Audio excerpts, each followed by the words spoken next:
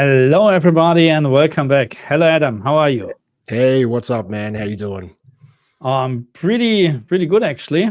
Yeah, today was an exciting day in regards of games and stuff like that. Did you Yes, actually watch the state of play from the PlayStation? I actually didn't watch it live, but I did catch up on the games that they were showcasing. Yeah, so I did have a look at it. How about you? Did you watch it live? Not really. I started and then because it was during work hours, so I couldn't watch it live really. I just watched a couple of trailers later on. That's And my little one. Hello, Fabian. that's cute. Yeah, no. I didn't watch it completely, so I'm not quite sure what exactly was announced. I mean, I have an idea, of course, but Yep, time is a problem. Anyway, of course. we have the Dylan. Actually, the state of play was terrible in my opinion. So why? Because I would like to know this. So I didn't. Let's say like this. I was expecting a little bit more in terms of games because at least I was expecting Bloodborne remaster for PC or PlayStation 5 as well, and maybe maybe other games. It was a little bit not anyway. Yeah, So what do you think? I'm curious to see everyone's opinion, but Dylan was quite upfront, so I'd be very curious if you want to follow up on that one. But for me personally, I found it very lackluster and underwhelming. Like I'm just kind of looking on a different tab at the moment at the list of games, and I just feel like this is kind of just continuing that cycle of persistence we're in, where games are just really low Yeah. quality. Like the graphics are looking cool and stuff, but just the depth and the soul of the games, I feel like it's kind of lost its way. I just don't feel there's anything here that really caught my eye. There was a few 2D side there was actually one game which caught my eye, but I mean, here, so Aaron is I was hoping the world they would show more PlayStation 5 Pro related stuff, to be honest. So yes, I was actually very disappointed by that. So let me just show you actually something. Let me just bring this up here. And I think in the very end, actually, from the trailer. Oh, by the way, I need to show you this later as well. I love the. Where are we actually? Where was here PlayStation? So there was just a very small part actually for PlayStation 5 Pro. I can't find it because it's not. I think it starts here. Yeah. So this literally the end from the last trailer is Ghost of Tsushima 2 or Ghost of Yotai. But that's all actually about PlayStation 5. They just jumped through a couple of games what we already have seen. Nothing new. Not a really comparison between, let's say, PlayStation 5, PlayStation 5 Pro. So very disappointing actually in this case. What do you think? It's a bit hard to hear you when the video's playing. Oh, okay. Is it too loud, the video, or? It's just a bit. The video's a little bit loud. It's hard to hear both of you talking at the same time. Sorry, what were you saying? No, it's actually, this is what was showed for the state of play for the PlayStation 5 Pro, and it's actually the same what we have seen already in the presentation. All the games, just a very quick showcase. So there's no way that you can actually concentrate on something or compare something and something like that. It's just disappointing, to be honest. I mean, the pre-order of the PlayStation 5 Pro starts tomorrow. I don't know. It will be sold out, no worries. Okay, but I was expecting more in this case. It's just, I turn off the sound, maybe. Do you think the PS5 will be sold out? Like, I don't. If it was released in huge numbers, I personally don't think so. But I could be wrong. I'm pretty sure it will be sold out. I'm pretty sure. See, for me, the whole PS5 Pro thing, it's because I went through the PS4 Pro, PS4 generation, and at the end of the day, it's not a generational leap. So at the end of the day, if you've got a PS5, the difference you're going to get is just, I guess we kind of went through this argument, is just not worth the money. Like, I don't see PS5 being any slouch. It's a really powerful machine. So I think Sony did a bad job of managing expectations, where this state of play, if they're releasing a new console, it was in their best interest to get everyone hyped up. Oh, these are these PS5 enhanced games. In my opinion, I would have preferred like PS6 and say, hey, these are the only games you could have got on the PS6. Then I'll upgrade if it's $1,200 or $1,400. But that's just correct. Yeah, yeah, it's a little bit underwhelming, to be honest, in my opinion. But I don't know if they don't have to show, or if they maybe don't have games to show. Maybe, I mean, they don't have new games. Let's say like this. And this is the same for the whole state of play today. We have seen a couple of remasters and whatever. And there was one game I like to show, actually, and I would like to get the impression from our viewers here. Let me just bring this up, because I downloaded all the trailers, of course, and of course we're going to watch Ghost of Tsushima 2, what was it or called? Ghost of Utah. Ghost of Utah, yeah. Yeah, was it this one here? I think it was this one. Okay, let me bring this up here.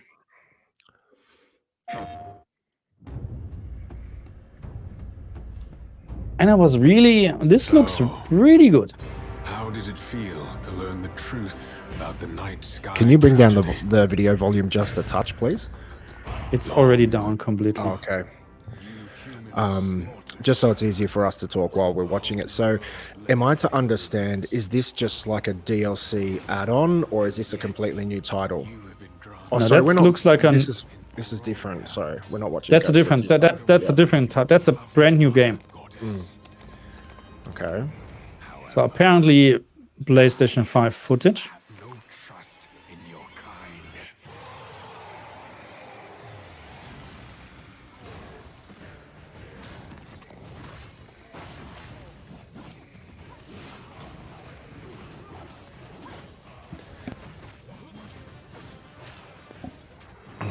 This is what gets me. Is like, yeah, cool. The graphics look great, but is there any substance to the game? Is it going to attract me to this new franchise? And it just, I just see a lot of this same stuff. It looks no different to Wukong to me. Like, very pretty, looks great.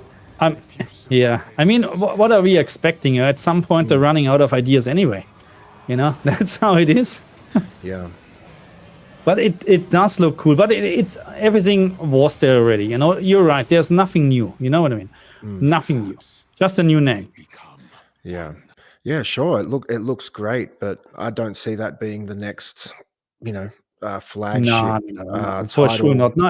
No, it comes out on PlayStation 5, Xbox, and PC anyway. So it's not a first-party game. And there was, I think, no first-party game at all. Correct me if I'm wrong. There was not a single first-party game.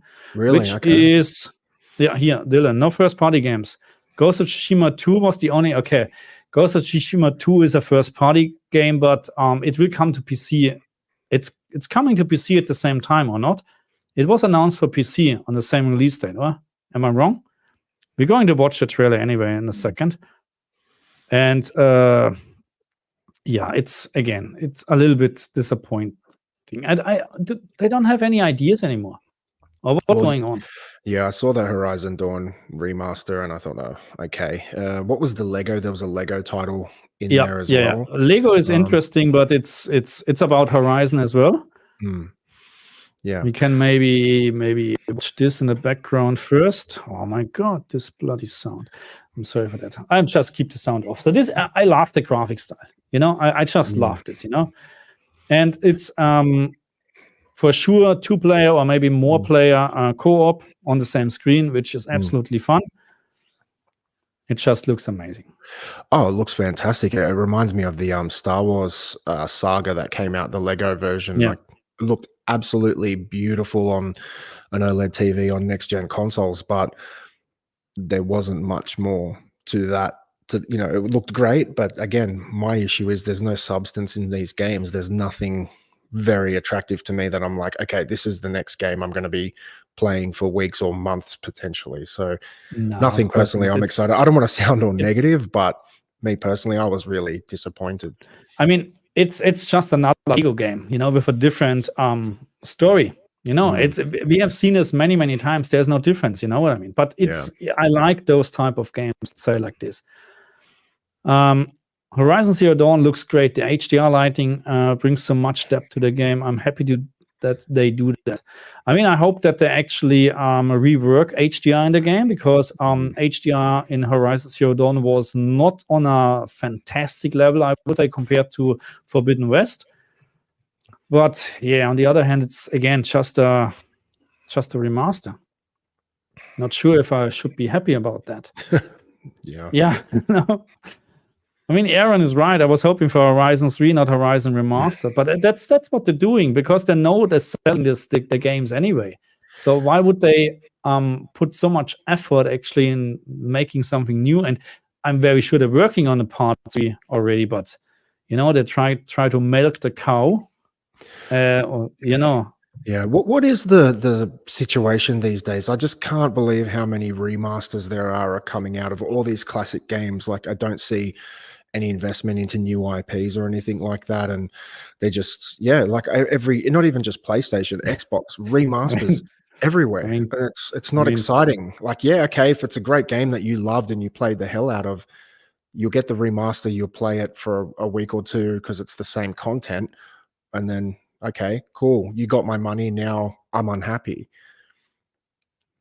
I mean, they tried a new IP or whatever with Concord. It failed like crazy. So maybe they're just thinking, I don't know. Really, we shouldn't laugh about this, but this is just crazy. This is absolutely wow. Anyway. Well, just it's that, and also the price of games are going up. I went to buy the Star Wars Outlaws, $109.95, $110 on the Xbox store. I'm assuming it's the same price on the PlayStation store. And I'm like, so the quality of the games are coming down. I remember when games were coming out, they were like, I don't know, $80, $90 for a AAA game. So I don't know if this is just the trend of things to come, but games are getting more expensive, and I think the satisfaction is pretty consistent among most people online. And you look anywhere and you hear most people complaining there's no games, there's nothing new, let's say like this, and nothing exciting anymore, because we have seen already everything, and this is what I think I asked this in the last stream as well. Are we just getting too old for this, or are the games getting bad? You know what I mean? So maybe because we have seen it's the same with movies, at some point there's nothing really exciting anymore. Yeah, could be. Yeah. So what was this? My highlight was for sure the Luna Remastered collection. What was that? What was Luna Remastered? Just help me out. What was this? I'm looking for it now. What was Luna Remastered? Oh, it was one of those 2D side scrollers. Oh, okay. Yeah, I laughed when I saw that. I don't know, man. Sony has just announced a PS5 Pro, and people are getting ready to purchase this console, and they want to see some ball-busting breakthrough graphics that is just going to kind of show the power of this console. And they're doing remasters and 2D side scrollers. I don't know. Call me a cranky old dude, but that's a joke. Here we have another remaster. And don't get me wrong, I actually I grew up with this game. You know what I mean? So this was a game I played like crazy, but again, it's a remaster. And where's our Bloodborne? This was what was this? This was PlayStation 1 area or PlayStation 2. Oh wow. Okay. Was it PlayStation 1 or PlayStation 2? Can't remember. Again, it's just I think it was 1. Yeah. So they're great games, no doubt about that. But hey, give me part number 3, not Legacy of Kain or Legacy of Soul Reaper or whatever. Give me the next part. You know what I mean? Work on something new from the same IP, from the same franchise. That's fine, but not always the same. I don't get it. Really, I don't get it. And what can they do? Have you seen the improvement? It's not like day and night. You know what I mean? It's just. Well, look, it's kind of like the Halo Master Chief Collection. As much as I loved playing all those games again, once you've played them if you played them when they first came out, you probably played the crap out of those games because there was no online, there was nothing like that. So, there's only so much you can enjoy with these remasters. That's the thing. Yeah, that's the thing. So let me try find another one. There was this one. Hell is Us. Hell is Us actually was really interesting. So captured on PlayStation 5, mix of gameplay and in-game cinematics. Okay, Let me get a little bit sound here. perfect. Told us to hide when they came to our house. Then they took him away. Mother said I couldn't play outside anymore. Everyone had fled. She said the country was sick. But we would be okay.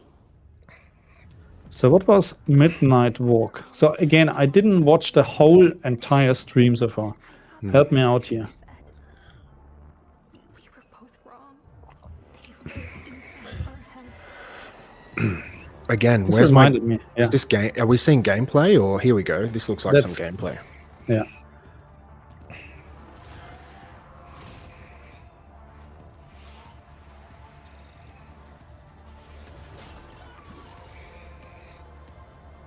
Yeah, most of the games are coming for PC and Xbox. Sony was just faster than Xbox to announce them. Interesting. So this is coming on Xbox, and this is one of their one of their They don't- tentpole games. They again just they just shows- have Ghost of Tsushima to show Yeah, actually. that just shows to me the lack of content they have in the pipeline. Yeah. I mean, don't get me wrong, this looks fine, but again, yeah, you're right. It's not another first party game. It's not exclusive PlayStation 5. See that Midnight Walk was that- near the start. Yeah. that looks cool, but I don't seeing it as some sort of franchise that's going to continue for the next 10 years. I haven't seen anything like because I'm more of an Xbox guy, but what are the big Sony franchises? Like I know Spider-Man's their big one. What other Yeah, ones? Ratchet and Clank, probably. God of War. See, again, Uncharted. that's right. Uncharted. Is it The Last of Us? Haven't there been a few of them? There's been a remaster as well. There was but we have Last of Us, we have enough remaster and stuff like that. So don't do this, But So we what have I'm actually- saying is we have a few of these flagship games, but I don't see any of these new games that have the potential to be any of those big titles that'll carry on for many years and many different releases and versions. No, so I would love to have, and I'm not joking. I'm buying just a console for a new Jack and Dexter. I'm buying a new console for so I wouldn't say for Jack and Dexter remastered, but even Jack and Dexter remastered, the first part. Yeah, I love the first part. Was such a great game. But I don't know why they're not doing something like that. Is this the Midnight Run? Okay, let's have a look here. Team Asobi is still. Come on, go. Yeah, we know. We watched it. There's a comment I'm just going to highlight quickly. So, never buy Ubisoft games near launch. They always go and say a couple of months after release. Yeah, I know that, but I should have learned my lesson from the last time. But to be honest, I actually didn't mind Star Wars Outlaws. I don't want to get off topic, but I'm actually enjoying it at the moment. So, what's this game we're looking at here? I don't know if this is Midnight Walk. Right. See, when I see this, it's like, man, the Pro is PlayStation just VR, around the corner, and this to me doesn't scream next, or level up in graphics performance. This isn't going to show No. me anything that's going to blow my mind. Why this is not enticing me to go and purchase a PS5 Pro. No. There's to be very honest, if I wouldn't, no, I said that's wrong. I don't need this for my channel, but I like to have it for my channel, of course. I would not buy a PlayStation 5 Pro. There's no point. Just as a gamer, there's no point right now. Full stop. There's no point. But it will be sold out anyway. No, that's how it is. I would like to have the anniversary edition, actually. Even it's just a different skin, actually, just a color. That's another thing I'll bring up. I'm nice. really unhappy about with PlayStation is, as I said, I'm an Xbox guy, so I've gone to the. Have you heard of the Xbox Design Studio? Yeah. You can So you get your controller. Yeah. Yeah, so you can go online and you can create your own controller from scratch, get your tag written on it, do all these different things. And it's like Sony brings out a couple of standard, red, green, blue colors. And it's like their big thing is some shiny chrome looking controllers. And I'm Yeah. like, Yeah. Yeah. man, I feel like because Sony is just so far ahead of Microsoft, I feel like they're not really trying. Like Microsoft is doing everything they can and they're getting nowhere, but I appreciate that. But I just feel like it's very underwhelming, and as I said, these controllers and consoles, okay, cool, it's a shell, big deal. Like there'll be counterfeit ones on Amazon within a week and you can just buy them and swap them out for half the price. Okay, so interesting. So tomorrow, 11 a.m. UK time is the Xbox show tomorrow. Did not know How's that. the Xbox show called? State of the Play as well? I don't know. I really don't know. So Yeah, I can't 11 remember. a.m. United Kingdom is 7 p.m. here in Adelaide. Okay, cool. So, but you're right. In regards of games and stuff like that, I mean, look, both PlayStation and Xbox are not really good at the moment with games, in my opinion, to be very honest. Xbox even worse, because now they're getting, or it looks like they're getting all their games on the PlayStation 5 as well. So that's how it looks like. Just correct me if I'm wrong, but is there any game now announced apart from Fable which doesn't come to PlayStation? Is Fable also now announced for PlayStation? No, Fable is a first party. I can't say about that. I've heard rumors that Halo might end up on PlayStation. I would be so annoyed if that happens. And I think a lot of people would because, I'm an Xbox advocate. But what's the other one? Indiana Jones. Now they've decided that's coming out on the PlayStation. So, it's getting more and more difficult to kind of justify brand loyalty, in my opinion. So, it's a bit strange. I'm not a big fan of a lot of the games that are coming out, but it just seems like PlayStation seems to be getting the better deal right now. Correct me if I'm wrong, but there's more games coming out on PlayStation than there is on Xbox. Just hang on. So why can't I here? So I mean, he's not. Look, I understand this, that you don't want to get a PlayStation 5 Pro because we're talking here in Australia $1,200. That's not with the 14 if you want the stand and the drive. Yes, so that's without anything. Okay, that's without. I mean, to be honest, you don't need the stand because it will stay without stand. If it's made like the old PlayStation 5, you don't need the stand. But that's $1,200. I mean, again, it's if I like to more or less double my frames on this PC, I would also need to pay probably $1,500 or whatsoever, to get a better graphic card. So it's more or less the same. You're upgrading your current system to the next level. So if you need that, that's a different story. Would you call it the next level? No, it's an upgrade. It's not the next level because PlayStation 6 will be the next level, hopefully. Yeah, that's I guess that's, you kind of articulated that well. For me, I don't feel it's a significant enough upgrade. I feel like there was a bigger upgrade between the 4 and the 4 Pro, in my opinion. But see, this is the trick Sony's doing, is because they charge more for digital than physical games now. So for me, that first of all, that whole paradigm doesn't make sense. But you see what they're doing because they're trying to push you to digital now. So it costs more to get a drive, but you end up saving money when you purchase games physically. See what I mean? But if you don't get the drive, you save money up front, but then they sting you on the back end for the rest of the console's life by charging you extra for games. I know. It's just, it's, I don't know what to say. I like to show you this. So let's just jump to, because people sometimes they don't believe us. Where can I just, let me go back to here. Because they don't believe us. So the games actually here, when we're going to, it doesn't matter. Let's go to PlayStation games. Are you trying to share your screen? Oh, I'm not sharing my screen. Of course not. Now I'm sharing my screen. So let's go here to PlayStation 5 Outlaws. That's the limited edition, actually. So is there also a standard edition? Yeah. Anyway, go here for Yeah, On Final Fantasy.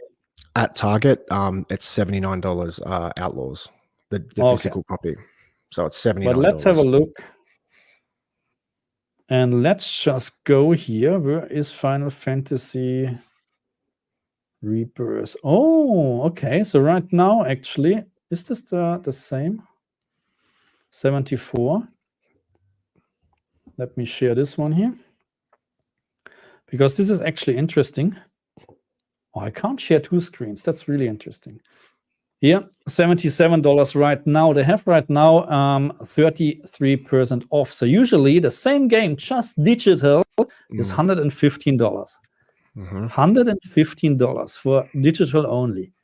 And people still, I mean, don't get me wrong, we have Steam and whatsoever, all digital since ages, but Steam has normal prices, in my opinion. They're not charging on top. That's my, or maybe I'm wrong, but anyway, No, Aaron, yeah, go ahead.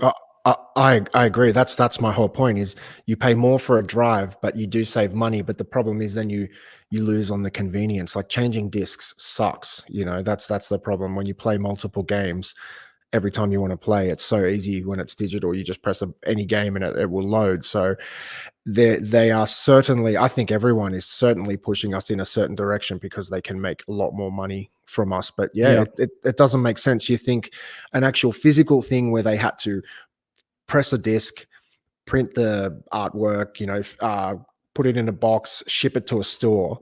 How is that cheaper than a click download? That's interesting. Yeah, I don't know, to be honest.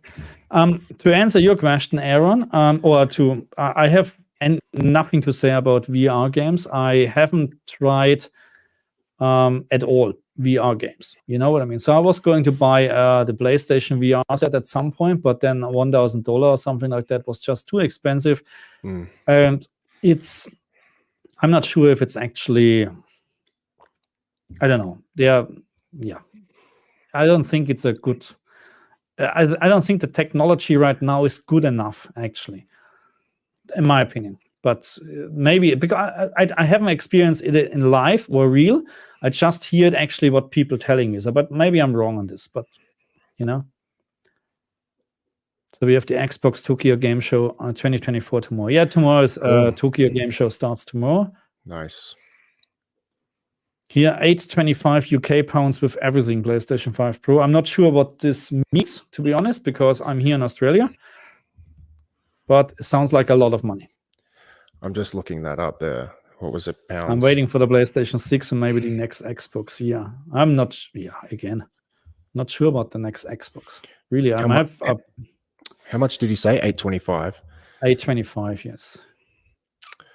That is 1,600 Australian dollars. Yeah. Okay. It's always hard to compare, you know. But probably it's a lot of money as well for the UK. Of course. That's how it is. Yeah, no, I'm looking forward maybe for the Xbox showcase tomorrow. Maybe we see something new for the Xbox. Hopefully, because again, PlayStation 5 showcase was a little bit underwhelming in my opinion. The same as for the PlayStation 5 Pro showcase or announcement back then. Yeah, that's it. Yeah. You have to remember that Microsoft is a software company first. So they were always a software company. So I just feel like maybe they're starting to pivot because they gave Xbox a real good chance, and it just, you know, they were almost 50-50 with PlayStation in the, what was it, the PS3 360 days. Yeah. And then I think they had their opportunity, and then with Xbox One, they just absolutely dropped the ball in the most horrible way. But I feel like they've tried everything now. You know, they've pushed into Game Pass. I think that's their thing, that everyone's pushing for a subscription these days. It's kind of the thing everyone's trying to do. I would not be surprised if there is a Xbox cloud streaming on the Nintendo Switch too. Okay.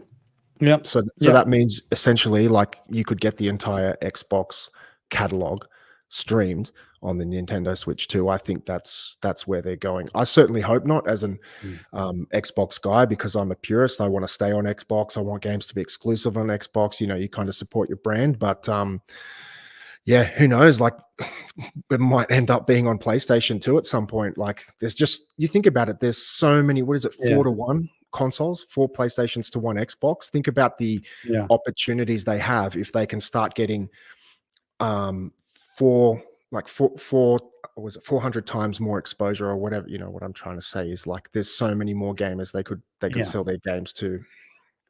So what do we know actually about Nintendo Switch 2 so far? Is there any news? When can we buy it? So That's I the saw, question. yeah. Well, I was actually one of the things I was going to bring up is I saw some leaks. It was actually on Digital Foundry. I saw it somewhere else first, but Digital Foundry has now covered it. They've made a short video about it on YouTube, and it appears to show the circuit, the main board, the new Joy-Cons, just a few bits and pieces that the schematics of the device. It looks like it's either been finalized or it's in production, or it's pretty damn close. For me, I'm going to put my Switch OLED up for sale this week. Do you play Switch at all, by any chance? No. Oh, you don't? Do you have one? Yeah, here. Okay. Well, yeah, I just went to Japan, so I had a month with it where every night I was putting in a few hours, and I still really enjoy my Switch, so I'm pretty excited for the Switch too. Yeah, so there's been some leaks. Is that something you're interested in, or you're not interested in the Switch 2? I mean, I'm getting the Switch 2 for sure because I'm interested in new tech anyway, you know. The fact that I'm not playing Switch games is the same. I'm not playing PC or PlayStation 5 or Xbox at the moment. I just don't have time for this, you know. So, but without a doubt, Nintendo is offering one of the best games, you know, full stop. That's my opinion. You know, if you like to have gameplay, if you like to have fun for many, many hours, then get a Switch. And that's how it is. Yeah. Well, I'm a huge fan of the Mario franchise and all that stuff. So for me, it's the only place you can get it. And I would dare say, if they did not have that franchise, Nintendo may not be here today, but they just have such a strong foothold and such a strong connection with those characters. They just seem to print gold with that. I haven't really seen a Mario-based game flop. Correct me if I'm wrong. No. You're right. So on tomorrow, the new Zelda is going to be released anyway, 26. Yes. I heard it's already leaked as well. I just sent you a link. If you want to check that out, you might want to bring that up on screen regarding the Nintendo Switch leak. Okay, let me check. Yeah, let's just share this here. So I'm not quite sure. So do we know anything about OLED display, hopefully, and stuff like that? Let me make this full screen here. Renders in December. Okay, so this is what we already have seen. Yeah. And here, definitely, okay, we have Joy-Con. I can't read that. But anyway. Yeah.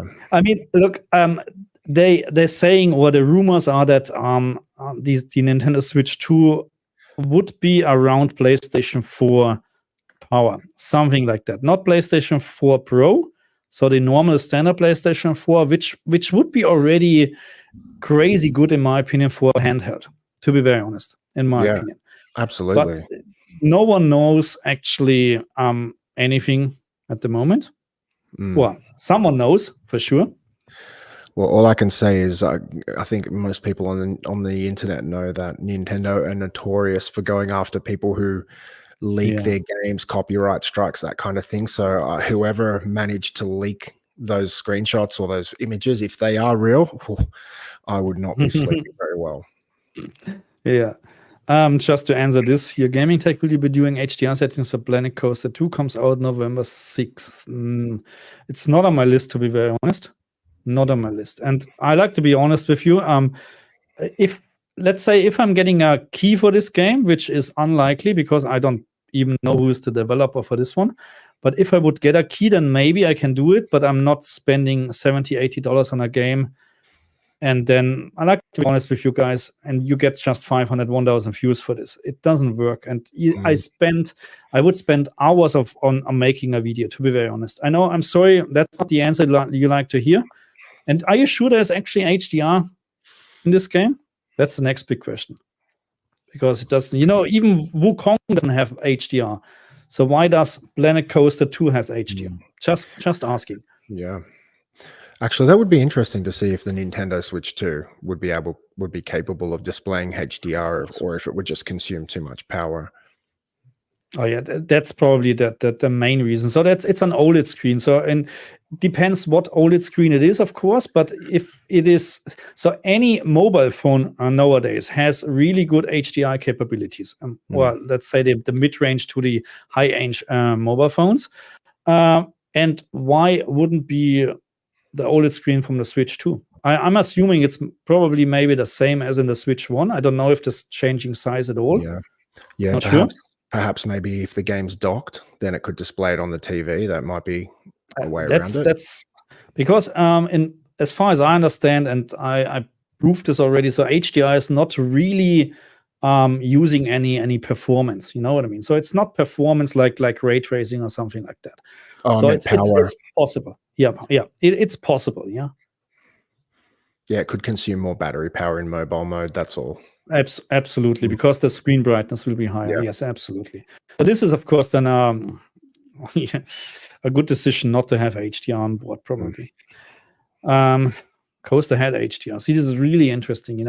We have games where they're really not. I mean, I'm not saying the Planet Coaster is not a popular game. I know those games and many people playing this. But why does a game like that has HDR and Wukong doesn't? This is just true. I don't get this. Really, it doesn't make sense. Yeah, Play Nice. He just said Steam Deck OLED has great HDR. So yeah. I haven't had hands on with that. Have you? No. Because I was actually seriously going to buy a Steam Deck, but it's again just too much money for doing 1, 2, 3 reviews. To be very honest, it's. That's how it is. I would love to see the OLED screen in action, but I'm waiting for the Steam 2, probably. The Steam Deck 2. So what is the main... You have to excuse my ignorance. I've actually never looked into it. I'm very aware of it, but what is the main benefit of it? You get the Steam ecosystem, so you get all the PC games, but... No? Or am I... Not. So in general, yes, you get all the games what you have on the Steam, but it depends if actually then Steam optimized for the hardware. So most of the games, and again, correct me if I'm wrong, but most of the games running around 30 FPS, maybe 40 FPS, because the hardware is not really that great. Okay, it's more like a better Nintendo Switch, let's say like this. And there is better hardware like the Asus. What is the Asus handheld called? For I think more or less the same money price-wise, and it's offering better hardware. So, but the Steam Deck is older. Okay? We need to be fair here, okay? So it's a great idea, but in regard of performance, not really that great, to be honest. That brings up an interesting point, because when you look at the Switch has been insanely popular. Like that thing, I can't even. Has it outsold the PS5? I'd imagine it probably has. Every day, probably. Yeah. No worries. And that just goes to show you it's not about how much performance the device has. Software sells consoles. Of course. That's why I just don't understand like why we're in this situation today. We look at the Switch, it's like anemically underpowered compared to a PlayStation or a current Xbox, yet it's outselling them all just because they're making killer software. They're making games that are attracting people. As I said, they've got those flagship titles like all the Mario franchise type games. And I'm a sucker, man. Like I'm an older guy now, man. I still go out and buy those games when they first launch, and I sit there and I play it on my big TV and I have an absolute blast. And then I go and buy a AAA game on, our current gen consoles, and within a day I'm already like, this sucks. So it's very interesting the way things are. So Switch total sales worldwide is almost 60 million, and PlayStation 5 55 million. Wow. So it's both really, crazy good. 60 million consoles or handhelds sold, that's wow. And then we're getting remasters. Well, yeah, and you also think about how much money Nintendo's making. Like how long has the console been out for? 6, 7 years now, 8 years, the Switch, since the first iteration. Probably, yeah. Imagine the like, I'm assuming they've had some sort of a die shrink, like chips and things get cheaper to produce in the lifetime of the console. That's generally, Absolutely.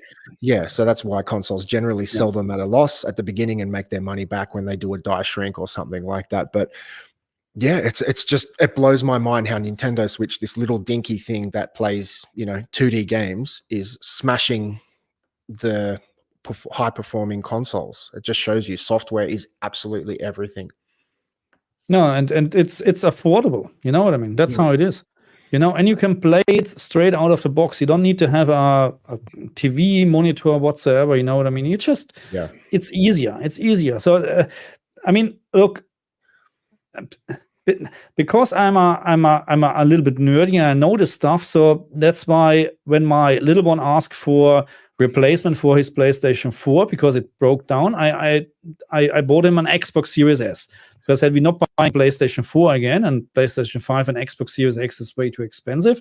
And I know he doesn't like Nintendo games, but usually the people I know, my friends or whatever, most of them, their kids, they have either a PlayStation 4, PlayStation 5, or in most of the cases, Nintendo Switch. Or both. Yeah, or both, or everything. Yeah. My kids are lucky. Yeah, a lot of kids are these days.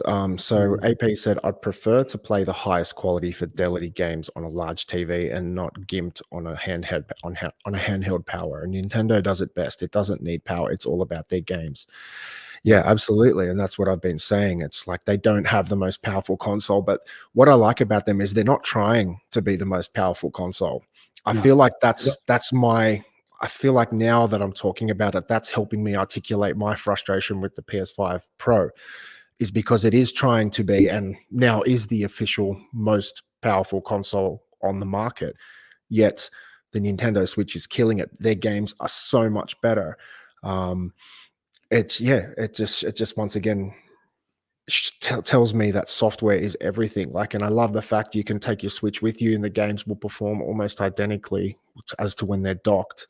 So yeah, great comment. Yeah, no, absolutely right. And that's why Nintendo Switch 2 will be sold out within 10 seconds, probably.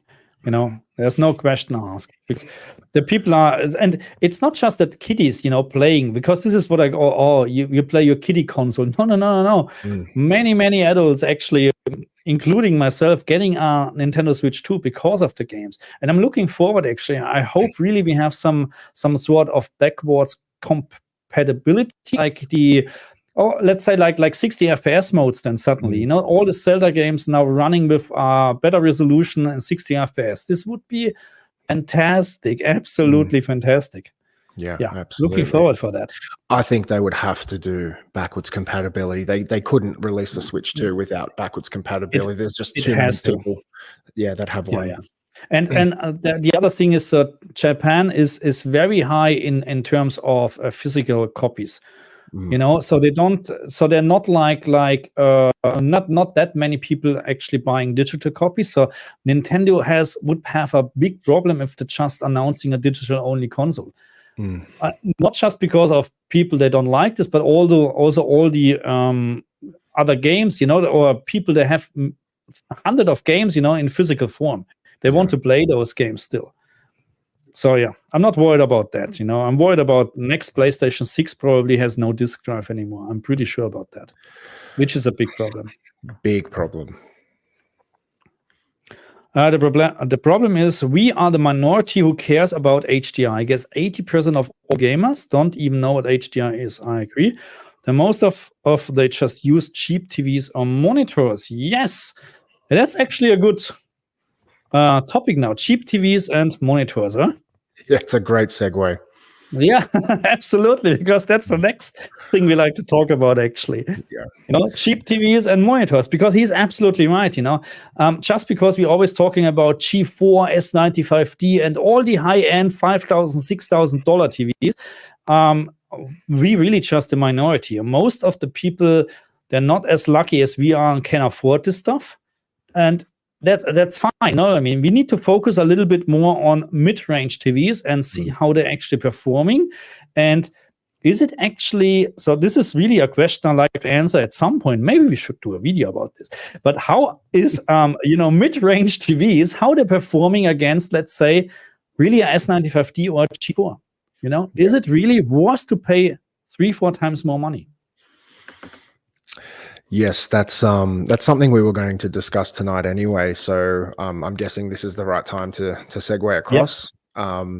Yep. So I am in the process of creating a video, and Marcus and I will be collaborating on it, where we are going to buy a bunch of mid-range TVs, and we're going to bring them back to my studio. We're going to unbox them and kind of just go through a bit of a I guess what's the word I'm looking for? We're going to have a set checklist of things that we're going to compare them against, from build quality, operating system, sound, and then obviously get into the panel technology. What type of panel technology? Is it a full array local dimming, mini LED, and kind of go through our own testing philosophy that we're going to come up with. And then when we kind of decide a winner, then we're going to go and take that TV, which will probably be a 900-ish Australian dollar TV, and we're going to put it side by side with the $9,000 G4 TV. So I'm thinking 900 versus $9,000 TV, just to see what is the difference. Like, are you really getting your value for money for that kind of price point? I think it's really important to show, because I was actually saying to Marcus just before we started the stream, I've got this cheap 86-inch edge lit TV here. Nothing special. And the black level is absolutely garbage. But look at my OLED. Yeah, compared to your OLED. But as I said, I'm in my shed. This is just where the boys and I hang out. I just wanted the biggest, cheapest TV so we could watch the absolutely. And that's the thing. So now the question is really, and this would be a really interesting video. You should really look forward to this. What are you getting for your money? Are you really need to get the high end TV to have the best experience? Big question mark. I would actually say already no, because at some point it's very hard to actually what is the right word in English? Bloody hell, I can't. But to satisfy, or to say the price is okay. I'm paying $1,000 more just to have 1% better peak brightness or whatsoever. You know what I mean? That's And here play nice games. Honestly, TCL and Hisense are the best in this category. I would agree. So, in the cheap to mid-range TV, I would agree. Yeah, and that's probably the TVs what we're trying to get. Not sure about at this very moment. Justify the price. Yeah, he is absolutely right. I forgot about justify is the right word. Yeah, and that's the question. You know what I mean? That's the question, because I'm not sure. We will find out. I think that's the goal of the video we will create in the future, is to kind of justify the price. Or rather, not justify the price, but help each individual person decide if it's worth it to them. For someone who doesn't play games, who's just a basic streamer, is not super into TV, then no. But are you a gamer? Do you have the latest? Do you have a PS5 Pro? Then I think it's silly if you don't have the TV to come with it. Obviously, money's a big issue. Like, we understand that. We all have to buy our own TVs, and it sucks because it costs a lot of money. But that's kind of what I wanted to do. Was I was looking at getting like a mid-range Hisense, a mid-range TCL, and maybe another one, a no-name brand. I don't know. There's some F Falcons out there. Other stores have JVCs. We can figure it out. But I think it's important to show what you get for your money. Like, most of the lower end TCL and Hisense TVs I was researching today actually are just direct lit panels, so they don't have full array local dimming. And the problem is very bad. They advertise HDR as a flagship feature on those TVs, and in my opinion, HDR isn't possible with edge lit or backlit panel. You have to have full array local dimming as an absolute minimum, and then depending on your panel type and then the native contrast ratio of that particular panel, that also adds another element to it. But I guess the point of the video is we're going to try and break some of the myths and show people hey, this is what you get for this much money, and this is what you get for the next stage up, and then Yeah. we can I put mean, it against the big boy. yeah, I mean, look, HDR is, of course, would be a big topic in this video, but also we are going to focus on SDR because we know already that in regard of HDR, they will see no land against the G4. It's very clear. And it's probably a little bit unfair as well, because now we're really talking about a flagship model versus affordable TVs, and it's not fair at some point. But in regards of SDR, just to have an idea, maybe, and Adam is right, if you plan to buy actually a PlayStation 5 Pro and you don't know what TV you like to get now, and you're just deciding for a $400, $500 TV, then you're doing something wrong, to be very honest, because you'll not see the full potential of the PlayStation 5 Pro. I guarantee you this. And that's what many people doing wrong. It's not just with TVs, it's also with sound. I have seen so many people, friends of mine, they investing thousands of dollars or euros actually back then in Germany, or Deutsche Mark, in sound. And they're spending, let's say, 5,000 euros on a AV receiver and then $500 on a speaker. And I was like, are you kidding me? Yeah. It's exactly the opposite. It's exactly the opposite. You spend $5,000 on the speakers and you get a cheap AV receiver. But the reason is, first of all, it will every year you get new stuff or whatever, new features. You know what I mean? So you can upgrade every year to something new. And it is, in my opinion, I compared so many, from Denon to Yamaha, whatever.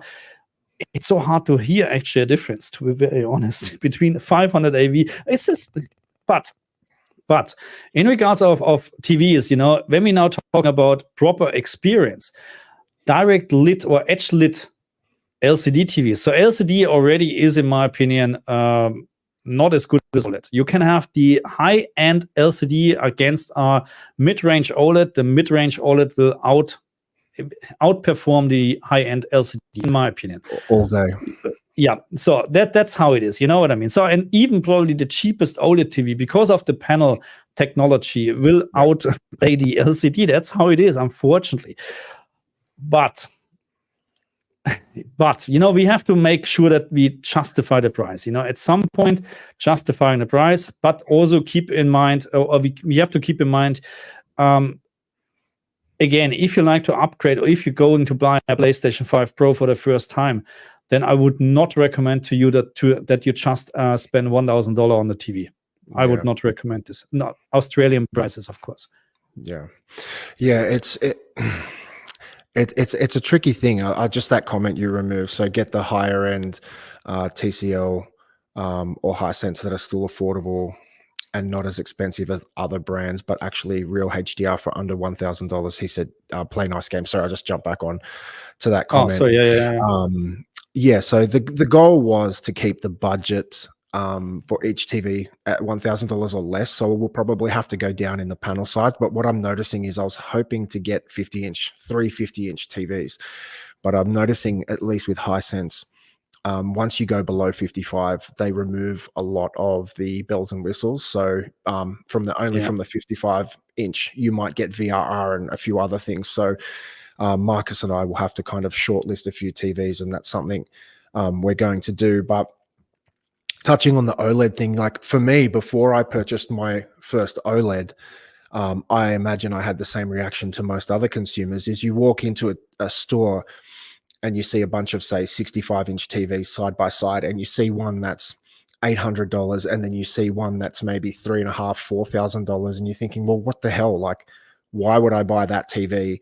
I don't care if it looks a little bit better.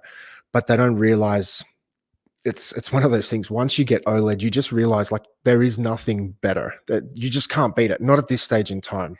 So I understand the whole pricing thing, because when you walk in and you see those price discrepancies, you think, well, why would I do that? And quite often, a lot of my friends have said, oh man, you spent X amount of dollars on an 83-inch G4. Like, that's silly. I got my TV for $700 on special. And it's like, well, you don't really know what you're missing. So I guess, again, reiterating, a part of the video that Marcus and I will do when we get these 3 TVs, put them side by side, we're going to try and really help showcase and display that what you get, just to try and really what's the word I'm looking for, Mark? It's like articulate and show people on Yeah. camera, like you can get a decent panel, but it's up to you to decide if you want to go up to an OLED like a G4 or a C4 or something like that and spend that extra money. So I feel like it's going to be really interesting. I'm keen to see you take some measurements on these TVs and see what kind of performance they're getting. So yeah, I'm really excited. Sorry, you go to the next comment. We have this one here. Hey, Christy, how are you? Hello, boys. When the budget is limited, it's sometimes a difficult choice. Yeah, more inches or better quality TV with more features. Yeah, more. So many people are always saying go for the higher TV, go for the bigger TV. But if the bigger TV is worse in picture quality, of course, then no point to do that. I know it's a difficult choice. If you have a budget, then yeah, that's why we're trying to do this video, to find out, is it actually worse to buy a mid-range TV, or should you maybe just wait half a year longer to save and get something better? Because you need to consider something. If you buy cheap or wrong, you pay twice. Okay, so that's what you need to consider. It's also good to demonstrate exactly what the differences are. As I said, a lot of these TVs we were looking at originally, they're all edge lit or backlit, but they all have HDR this, all these Dolby Vision brandings on them. And I'm like, man, that should be, I think that's a very fraudulent practice. I think that's misleading customers. Yeah. The question is, so that the HDR certification, I think it's really just made how bright the picture can get. I think that's the thing. You know what I mean? There's nothing else taken into consideration. Yeah, that's the certification. But what I'm trying to get at is that, I mean, just because the TV can show a picture when you send it a HDR signal to them, that's like, okay, this TV has HDR, when we all know that's not real HDR. It'll probably look better in SDR.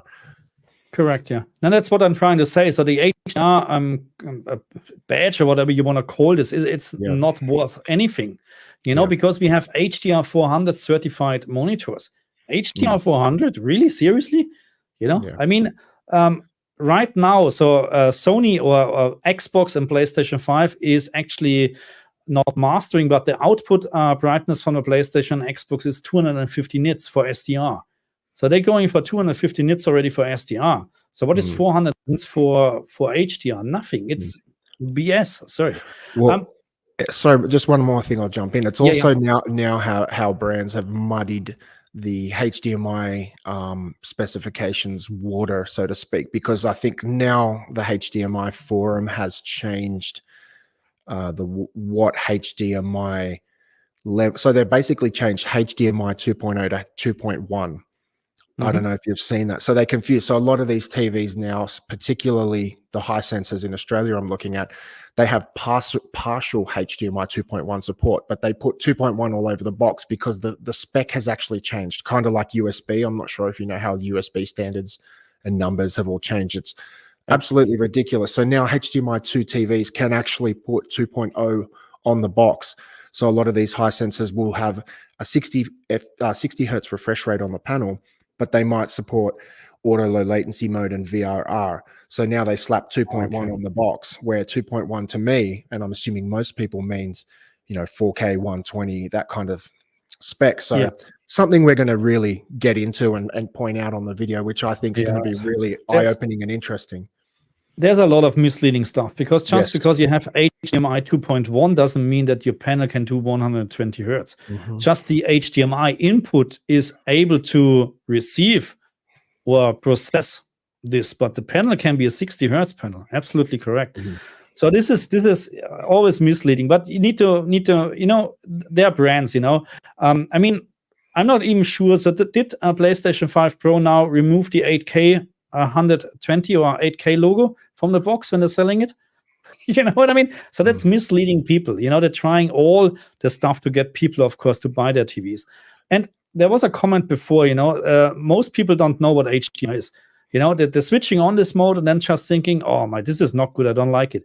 And that's what those the people what I'm having then on my channel saying, oh, HDR is crap. Yeah, okay, but it's not. It's your TV. Sorry. Correct. Yeah, let's go to Juggernaut. False mid-range OLED. False mid-range OLED will not beat high-end mini LED. I don't know what a false mid-range. Of course, if you have a false mid-range OLED, which performs terrible, of course, a high-end LCD would look better. But if you have, let's say, and we're talking about, let's say the B4, you know, LG B4, you know, or C4, whatever. You know, this TV is not the high-end from LG. It will beat any high-end LCD, full stop. Yeah. Any. And they did Artings actually did a video about this as well. In terms of contrast, dynamic range, black level. It's just, that's technology is just better. Sorry. Yeah. Well, when I have a video on my channel where when I got my 8K Neo QLED and my LG C1 back in 2021, my Neo QLED cost considerably more than my C1, almost double. Yeah. And I originally uploaded a video which did quite well, where I actually said I thought OLED owners were sleeping on 8K Neo QLED, and I actually really rated the 8K Neo QLED. Fast forward a few years, that QLED failed on me and has now been sent to the bin. With that put to the side, once I knew what I was looking at and once I actually had enough time to spend with the TVs and I wasn't just impressed by this insane brightness from the panel, you actually realize, you know, that's how sometimes TV brands get you. They just, especially these mini LEDs, they just are so bright. It's like, that's what you think is impressive, but it's really not. When Juggernaut said OLED's overrated, I was the first person to say OLED was overrated, man. But once you get OLED, you just, you can't go back, man. It's just how it is. No, it's so, this would be filling a complete topic, a complete live stream on its own, talking about SDR versus HDR on a proper TV or a proper monitor. And there's still people out there, trying to convince me that SDR is just brighter than HDR. It can't be, even from a technical point of view, it can't be brighter. SDR can never be brighter than HDR, but I know what they're talking about because they're cranking up their LCD TV, to brightness 100 in the SDR mode, and then of course you have 400 nits full wide screen. Of course, it's brighter when you play whatever game than HDR or HDR mode at this very moment. But the specular highlights are, we're talking about 1000 nits, 1500 nits, So the problem what they always confusing or mistaken probably is the average picture brightness on, they're comparing the average picture brightness from SDR versus HDR. And if you set up your TV in the wrong way, then SDR is always brighter, full stop. If you calibrate this to the industry standard, which is 200 nits at the moment, 203 nits or whatever, then there's no way that the average picture brightness from SDR is higher than HDR. It doesn't work like that. And here this one, Mr. Toter Arzt. Wie geht's denn? I want to have a LG G3 or G4 in 77-inch this or next year. Go for it. But you're not doing anything wrong. I personally, if money doesn't matter, I would go for the G4 then. But even the G3, top TV. And here we have AP. Personally, I always go fidelity over size. Just sit closer to the TV. If you can do that, I agree. Yeah, I will chime in on that one because I have a 100-inch TV in my living room and I have a bunch of different OLEDs around my house. And it's crazy, man. Like, I will say that OLEDs are obviously better all day, but there's just something you can't beat about a huge panel, particularly if I'm watching sport or anything with a larger group of people. I always find, or even playing split screen co-op. I play a lot of 4-player co-op on my Switch on my 100-inch TV, and man, it's one of those things. Like it's hard to say. It's like living with an OLED or an LED LCD TV. Most people don't get to pick all of them at once. You just pick one, so you kind of become a cheerleader for that brand. But a lot of these things are obviously subjective and personal and just opinions. But I can tell you I honestly believe there's a place for everything, whether it's size or quality or whatever it may be. Because when you have them all, you realize there is a purpose and a place for each of them. But yeah, most people just have to pick one. So I guess if you are picking one, then yeah, OLED is very hard to go past. Yeah.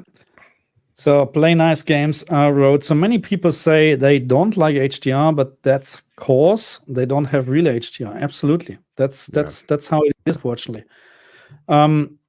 This one here. So I have to admit, so I saw the MLA or the G3 the first time in the store. I never had it at home, but it was really impressive, the G3. G4, I also saw it in the store, not next to the G3, obviously, because already old TV.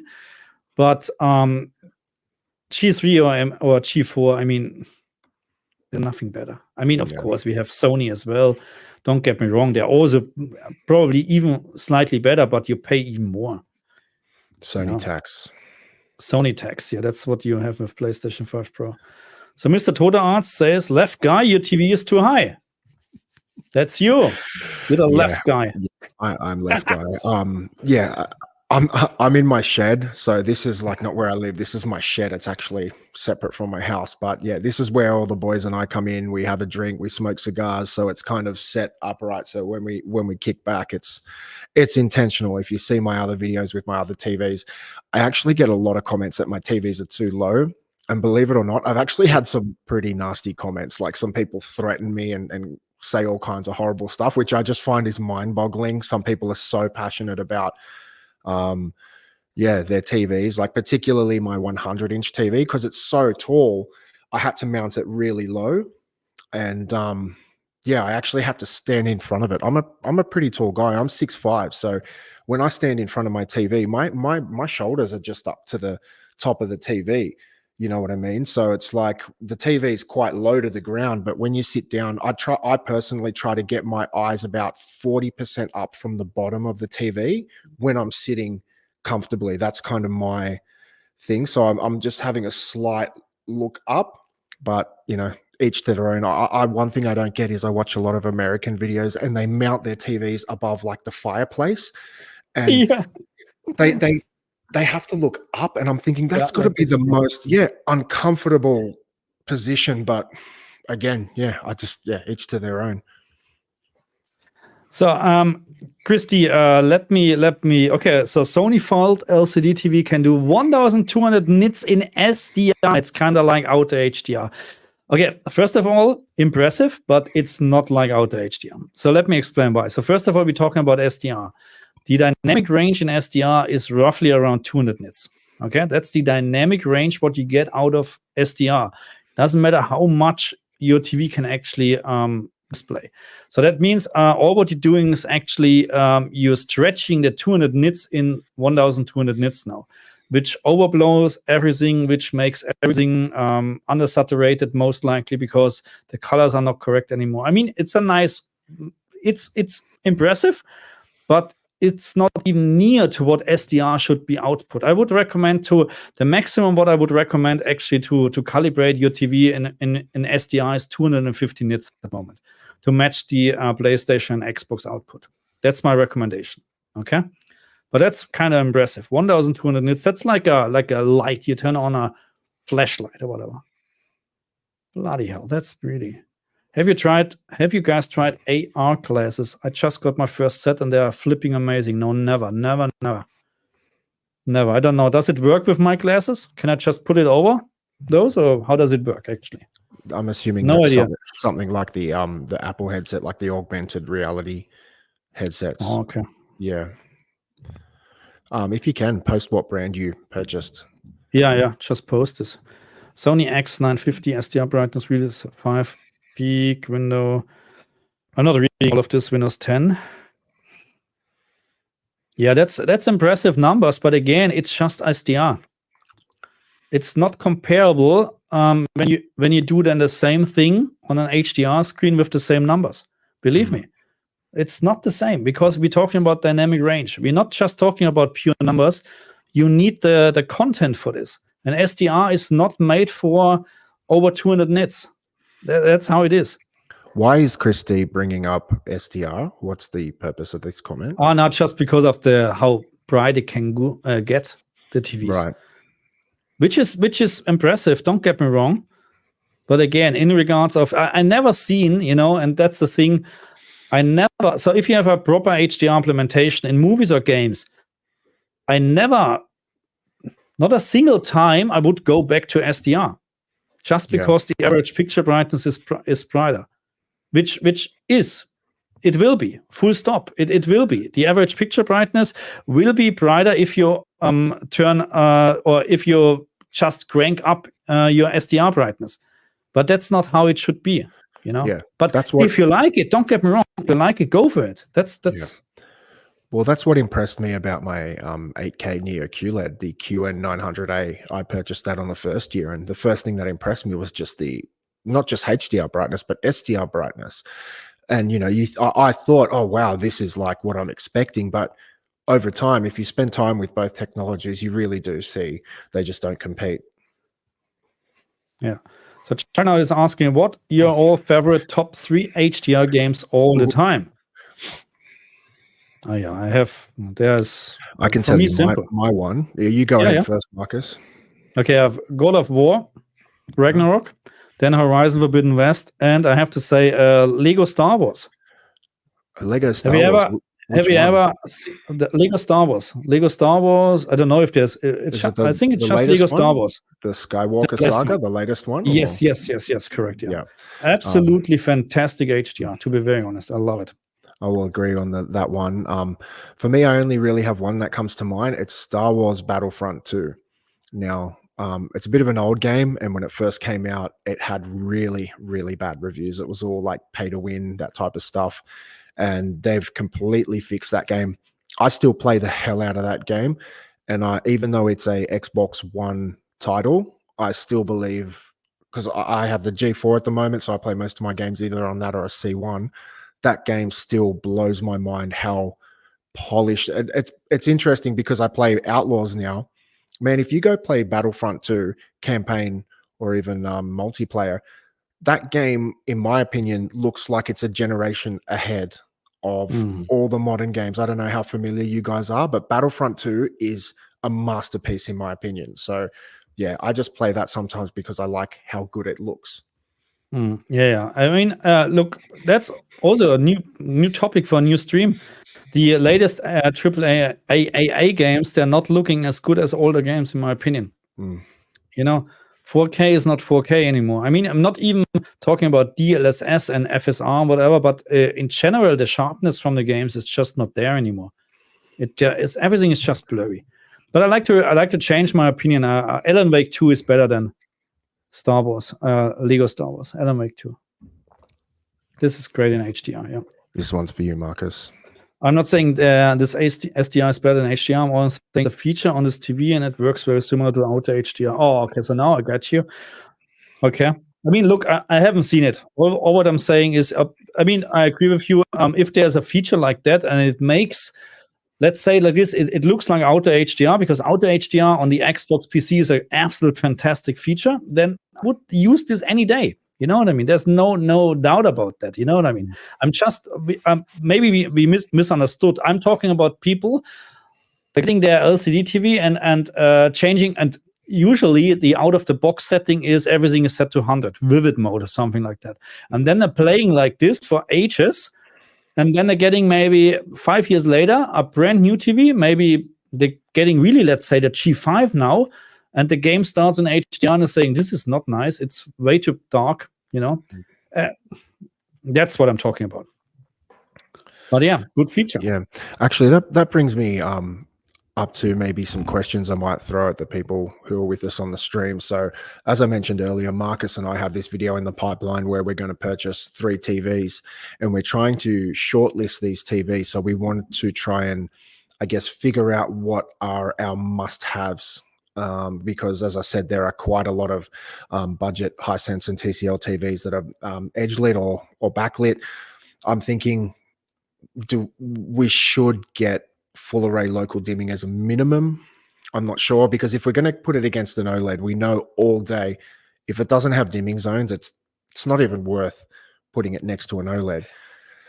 You get what I'm saying? So I'm just trying to figure out, and maybe the stream can contribute, like what are the minimum things, say on a sub $1,000 TCL, Hisense, and maybe one other, that we must have on this TV. Do you have any thoughts, Marcus? I mean, look, I'm just bringing up JB Hi-Fi again and have a look, because I don't know the price range actually. What we talk, I know what we're talking about, but what can you get actually for under $1,000? I'm not sure. Let me have a look. TVs by screen size. No, TVs by price, please. Are you sharing your screen, or are you doing this in a offline? second? In a second. Oh, in a sure. second. Let's go to Hisense, okay? Let's go to Hisense, percent share screen. This one here, click. Okay. So this is Hisense. I can do this price low. Let's do this. So I changed the screen type to 4K up the top as well, because Yeah. there's some HD TVs there. And then We don't want HD. yeah, and then I also went. There's another one. See the screen type. So where you just click. So there's QLED TVs. So all of those QLED TVs are edge or backlit. So if you mini want, LED is probably but yeah, I don't know if you just go. Sorry, if you just so you go have to for select those two. Yeah, they will show you everything with a mini LED or a full array local dimming.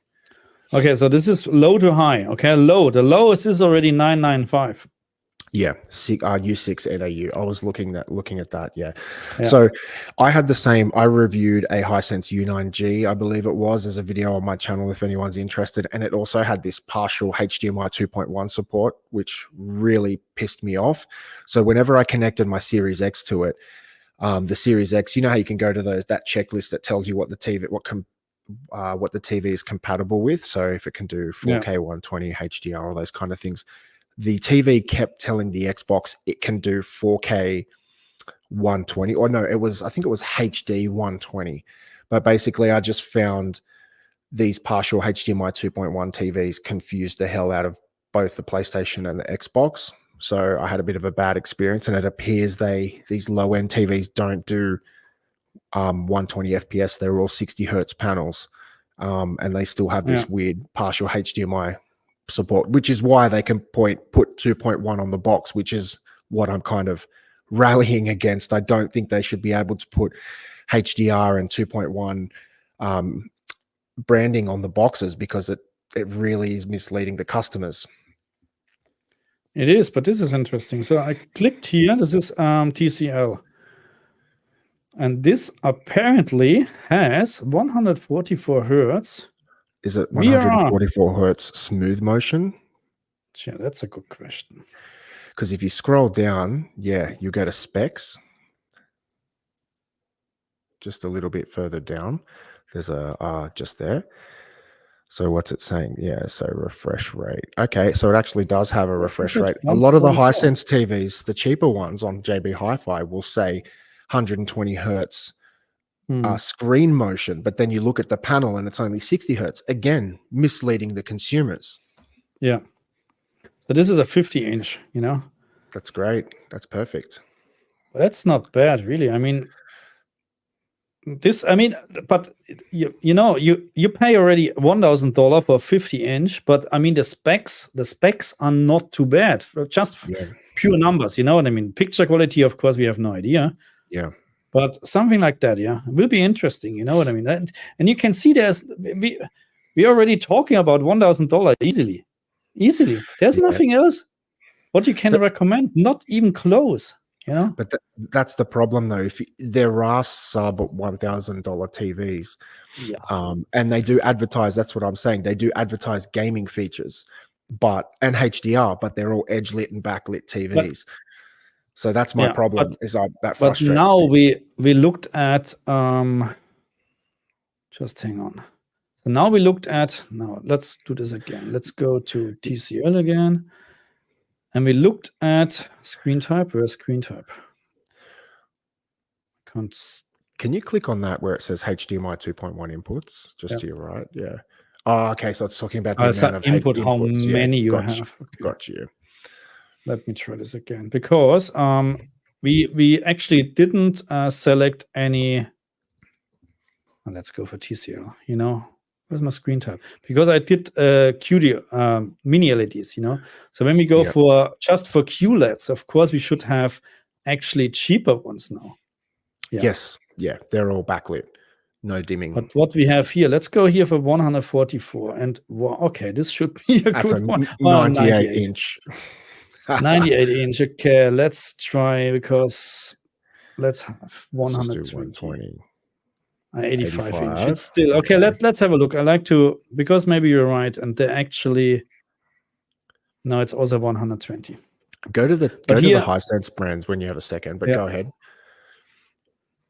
Let me try this. Hisense. Yeah. Screen type, so- going for QLEDs. Yeah, let's go for this yeah, one. just go there. So if you arrange And them, 104. Just that's three. the 100-inch TV there. They're coming out with a new range that looks like it's copying the frame TV from Samsung. But if you can just remove Okay. that frame rate option, This one. just remove that. Yeah. So all these TVs, these are the backlit TVs I was talking about. So they're all.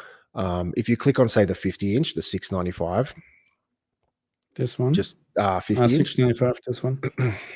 Yeah. So if we scroll down to the specs, I think this was the one I was looking at. Hey. There it is. So 60. Motion rate 120. Yeah. See, this is what I don't like. See, motion rate 120, but the refresh rate is 60 hertz. So what does that mean? What does that say to you if you're a gamer and you're looking into that? So it would be interesting where they actually, what they're advertising then, because again, it's just a 60 hertz screen. So maybe the internal motion or handling or whatever is 120, which again doesn't make much difference, because it maybe is a little bit better than pure 60 motion. But again, it's a 60 hertz screen. See, this is what I'm Would be- frustrated at. These are edge lit panels that are showing gaming features and HDR, where obviously you can't get HDR on an edge lit panel, or you can't get anything that's going to be good. And then they're saying, oh, it's got 120 motion, but a 60 hertz panel. I feel like just using that 120 motion is quite misleading, in my opinion. So this is what I was getting at. So a lot of these TVs, as I said, they have these partial 2.1 support where they do have VRR and auto low latency mode, but they don't offer the frame rates and things like that. So we really do need to shortlist what we're going to do, but I think that's you, Marcus, is it? Or The better one. Don't tell Brian this, okay? yeah. Yeah, it's the Australian version. Yeah, absolutely. That's how it is. Yeah. So I do think it's going to be really eye-opening. As I said, I think that a part of the process, shortlisting the TV, should be fun. We really need to decide if we feel that, say, So what is the backlighting- audience? What? So okay, let's ask the audience. What TVs should we test? So we're talking about mid-range. We're talking about below $1,000 Australian dollars. Okay, but most of, I don't know if you're from Australia right now or from wherever, but we try to, of course, get the best bang for the bucks. Is this the right saying? Yeah, I think so. Mm. So we don't want to get $2,000 TVs and then it's not. If you go back to the previous QLED, it was 120, but under that it said 144 VR. Yeah, that's the same thing. It's weird. I don't know which one this was. Was this one? No, this was not. That was the TCL, I remember. Yeah, no. But I know I saw it. Yeah. Yeah. So how can it have 144 hertz VR when it's 120 hertz? Exactly like the display? TCL. How can it have 120 hertz smooth motion with a 60 hertz panel? What Yeah. trick? What is it doing, and what is the result? See, for me, I don't want to buy that TV, but just to see what that means, I'm very curious, and I'd like to buy that TV just to see, like, what does that mean? What is it actually doing? I don't Can we show what the difference is between? Do you know what I mean? That almost makes me want to buy it just to see what that TV is trying to. Maybe there what is it can nothing. do. They just put something on the specs. Mm. Yeah, I don't know. I can't explain it. I can just, smooth motion, maybe it looks like 200 or 120 hertz, but how can it look like? It doesn't make sense. If you have 60 hertz, then it's 60 hertz. That's the maximum what you can get.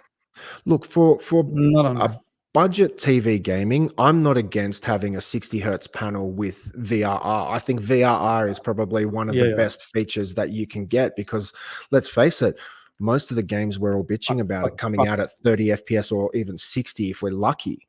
You know what I mean? So, like, for example, Star Wars Outlaws, that had a 40 hertz performance mode. I think you made a video on that. I was watching that one. And you're saying that's the best one to play. So, for example, Yeah. a budget TV that can do VRR and, lock onto a 40 hertz signal, nothing wrong with that, No. man, for the price. No, I need to interrupt you here. It's not possible. You need 120 hertz then minimum for 40 FPS to have a stutter-free or VSync or tearing-free experience. And PlayStation 5 or Xbox would not even output 40 FPS then if there's no 120 hertz screen. That's right, because So it the doesn't work. VRR range is from 40 to 120 hertz, correct? It's not about the VRR range, but to display 40 FPS, you need 120 hertz, or you would need 40 hertz, or you need 80 hertz, or 240 hertz, something like that, which fits in this 40 FPS. And then plus the VRR range, of course, for LFC to work and whatever, you need to double or triple the frames, so you need 120 hertz. Yeah, good catch. That's how it is. So that's why I personally, if someone is really buying a TV or monitor just for gaming, don't get a 60 hertz. Don't get a 60 hertz. You have to pay a little bit more. You have to save more. Get 120 hertz minimum. Here it is, SPCL chance. TCL indeed crazy misleading. I just saw it because usually I'm not looking at TCL or Hisense, but yes, you're right. If I read this and you wouldn't have any idea what you're actually reading, you would fall for this probably, which is not good. Well, again, this is the whole point of this video that Marcus and I will be creating is when we buy these 3 TVs, we're going to show you the whole process. We're going to, in the studio, a bit more informal. We're going to unbox them. We're going to put them all side by side, all 3 of them, and then really try to pull out of that panel what it's doing or what it's not doing. So I think this is going to be really interesting. So, but this is actually a question. So, I mean, beside the fact that companies are misleading, but if we're now talking about the average buyer, would the average buyer actually know the difference? Probably not. But I get your point because the average buyer looks at specs or whatever. Oh, I'm getting this for the same money as this one. Wow. 200 hertz or whatever, 120 hertz, smooth resolution, whatever, HDMI 4.78, blah, blah, blah, whatever. I'm just making crap up. But he would not know the difference, but he is going to buy because of the numbers, of the higher numbers. Yeah. So, yeah. That's again, just to add on top of that, Marcus, is that's again why I get annoyed when brands put 2.1 or HDR on the box because a lot of people don't know HDR they think HDR or 2.1 is just like an option on the TV. When you speak to people who really don't care too much about TVs and don't follow it, they think, oh, my Xbox says it's HDMI 2.1 compatible. Any TV that says it on the box, that's going to do the correct job. Do you know what I mean? They're just looking for that badge. And that's what I've seen with people I know, like friends, family. They're like, oh, the TV says HDR. The TV says 2.1. You know what I mean? And that's why it's so hard to explain. You really have to know. But especially with, I would need to see this because especially with the HDMI forum or whatever, they are actually very, very behind this that the company's displaying the right numbers or the right specs. So as far as I know, if you don't have let's say HDMI VRR capabilities, you can't call your HDMI 2.1. You can't call it. But that's as far as I know. Do you remember how the HDMI forum changed the specification parameters of HDMI? So they changed HDMI 2.0 to actually mean 2.1. So there's now another spec in front of that. So if you have a HDMI 2 TV that only supports, I think it's 18 gigabits and a 60 FPS panel, if it has any HDMI 2.1 feature, you can now call it a HDMI 2.1 TV. So even if it's a 60 hertz panel, 18 gigabits bandwidth, is if it has auto low latency mode or VRR, then you can put 2.1 on the box. I'm not sure if you've read into that or not. Because it's limited to 60 hertz and you just need 18 gigabits. That's absolutely, but in this case, I mean, look, in this case, you're not missing anything out because it will support HDMI 2.1 features up to 60 hertz or just 60 hertz, you know? I mean, yeah. Yeah, but what I'm saying is, like, for me and a lot of people, HDMI 2.1 and 4K 120 are kind of synonymous. You kind of think those two, one can't come without the other. Does that make sense? Yeah, I know what you mean, because usually you have 40 or whatever, what's 48 gigabits for HDMI 2.1, the full bandwidth. Yeah, I know what you mean. You know, but I get your point. So from a technical point of view, they're not missing anything out because the panel can't deliver more than 60 hertz. But people may think, oh, I have HDMI 2.1, and just last week I read it's 4K 144 hertz or whatever. You know? Yeah. Okay. Yeah. I'm just going to send you a link if you. I thought it might be interesting to pull it up on the screen just while we're on this topic before we move on. It's that one of the Hisense TVs I was looking at. I'll just show you the spec sheet and really show you what I'm talking about. So when you get a chance, if you can bring that up. Yeah. Is it this one? Yeah. It's just a PDF. Yeah. So if you can zoom in just a little bit on that, it's a bit hard to see. Perfect. So, whoa. All right. So can you just zoom out just a touch, because I can't see the sidebars blocking. Just hang. There you go. So you see the smooth motion rate 120, native refresh rate 60, and then it has if you scroll down a little bit to where it says HDMI 1, 2, and 3, if you continue to go down, there you go. HDMI 1, 2, and 3. Yeah. Look at the spec there. So if you go to the right. Yeah, okay, but they're still calling it HDMI 2.0. Yeah, but on the box they often put 2.1. But yeah, the spec's been so muddied, it's very confusing. That's what I'm saying. So this is interesting because just hang on, where's more? We have 100 in the native, yeah, at least they're putting native. 300, that's okay. And this is supporting Dolby Vision. Exactly, that's what I'm saying. They put HDR, they put Dolby Vision, they put HDMI 2.1. And if you look at the panel, it's not even a full array local dimming panel. It's just an edge lit panel. If you go up to the very top where they say category, that's where they put that QLED. That just means direct lit. Yeah. So that to me is an absolute joke. If someone's walking into a store and let's say somebody comes to your house and they watched a show on Netflix that had Dolby Vision and they were like, man, like that your G2 or whatever, and they go, that looks sick, and they say, what is that? You go, oh, it's HDR Dolby Vision. They walk into a store, they see that TV for $600 and it says HDR Dolby Vision on it. See what I mean? Yeah, I know what you mean. So this is just crap, really, absolutely crap. 300 nits, it's SDR. That's how it is. Oh my goodness. Okay, the brand even giving framing how to mislead. Yeah. I know. You need to. That's why I never can be a salesperson. I can't be a salesperson because I can't lie to people, or I don't know if you call it lying, but leaving out the facts. Like something like that. No. Yeah, that was actually a video idea I wanted to do. I wanted to get somebody kind of mic me up wirelessly, because I used to do it on my own when I'd shop TVs. If I'm going into, say, a big box retailer, I'd go in there and talk to the TV guy, the TV rep, and I would just ask him a whole bunch of dumb questions like that I already knew the answers to, just to see what kind of answers I would get. Yeah, I know what you mean. And quite often I thought, man, this would make a really interesting video. Say if I mic myself up and somebody recorded me from like the other side of the store, just to see the kind of sales tactics they use. It's really interesting. You go, oh, I'm a gamer. This is what I'm looking for. And they push you on That's that. why, yeah, no, I agree. And I'm feeling sad for the people they're getting really trapped into this, because to be honest, I mean, hey, I went to Bunnings. So Bunnings is our big, what is the name called? A bidding workshop It's like floor. a Walmart kind of. It's a Like, Walmart. yeah, I don't know. It's like, you buy all Home your Depot. Home Depot, yeah.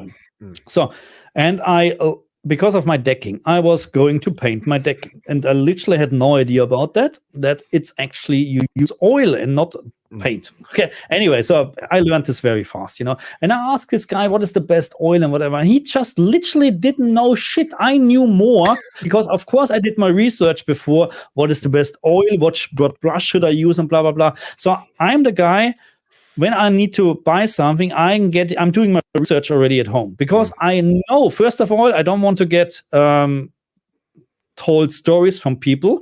They literally have no idea because all what they're not experts, Bunnings or Home Depot is not employing an oil decking expert.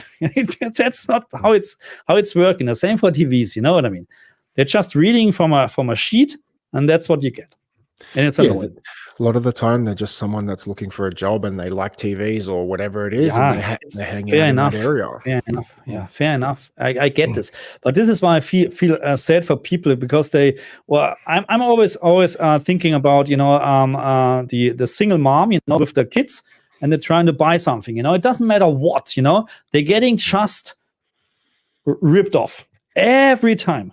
Because they have, I'm not, don't get me wrong, I'm not saying women don't know, but you get my point, you know what I mean? So usually they don't have time, they don't want to get involved with this stuff, they just want to buy something what the kids need, and even it's a bike or whatsoever, they're getting ripped off because, people trying to I'm getting mad of this, really. That's why I can't be a salesperson, you know what I mean? I wouldn't sell anything, that's the problem.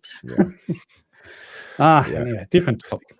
Yeah. So I think I don't know if we want to do it on a live stream or we can do it offline, whether we decide what TVs we're going to pick and what the criteria is. But I think it's going to be really interesting. As I said, so let's just say we purchased that TV and that was in one of our 3 TVs we were going to test against. I still think it would be super interesting to see, with that kind of spec, what kind of result we would get. Because I don't think a lot of people would maybe, like, especially in our channels, wouldn't buy something like that.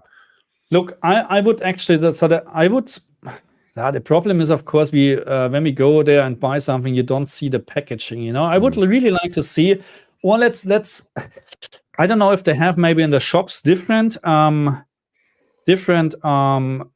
should I say, advertising, and then in online, I'm not quite sure, maybe they're putting a little bit different, I don't know, better numbers on advertising in the shops than online.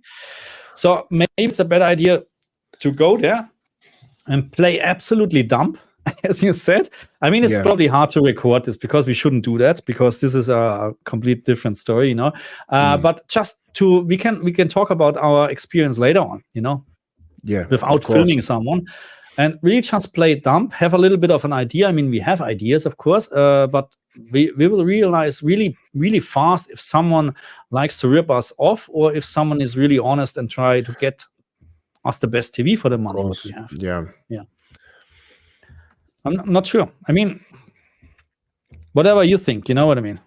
I mean, we can decide now. I'm not even, I wouldn't know which TV to get. It's so hard to decide, How do I add something into the stage? What button do I click? Is it the new layout? Oh, you have present here. You can present and then you can. Yes. Do you mind if I throw something up? Yeah. Of course. I'll just show you 1 second. If I'm sharing, I'm just going to share. Okay, so it's this one. So can you see that there? I can see that, yeah. So if any of you guys are interested, so this was a TV review I did a while ago, and so this was the Hisense U9G. This was the flagship mini LED for 2021, and so I put that up against my Neo QLED, which is in the background, and my LG C1. So this was supposed to have like a super advanced mini LED backlight with tons of zones, and so this is just me. I've got a a HDMI splitter. So the same content on my Neo QLED in the background is on the panel there. And I've just cranked up the exposure and gone off angle. And you can see how shocking that TV is. If you can see the difference in the contrast. And so again, this was one of the TVs that had the partial HDMI 2.1 support. Don't play. Oh, We I don't can't want to play. get Oh yeah, a don't strike. copyright. Yeah. Yeah. So yeah. Anyway, so there's it's quite interesting. As I said, I don't know if I can copyright Oh, strike my my own video, goodness. but you can see the That's blooming there around everything. So yeah, again, we'll just have to delve into this when we purchase our 3 TVs coming up. So I'm really excited, man. I'm just, as I said, this is something, when you sit down with your friends and you're passionate about it, like you really rave on about it, but this is the first chance we're going to actually be able to really show like what the differences are. It will be interesting, and it will be not easy, to be honest. I mean, Hisense, TCL, and then I don't know if there's Falcon or whatever you call this, Yeah. I don't know. Even, we talked about Aldi brand or whatever, you know what I mean, what we have, or Big W brand or whatever. Yeah. Here, FF Falcon. We have FF Falcon here. Yeah, JVC and Big W, and then I think it's Born, BHAUN in Aldi, if my memory serves correctly. Yes. Yeah. Falcon. 75-inch TV for $900.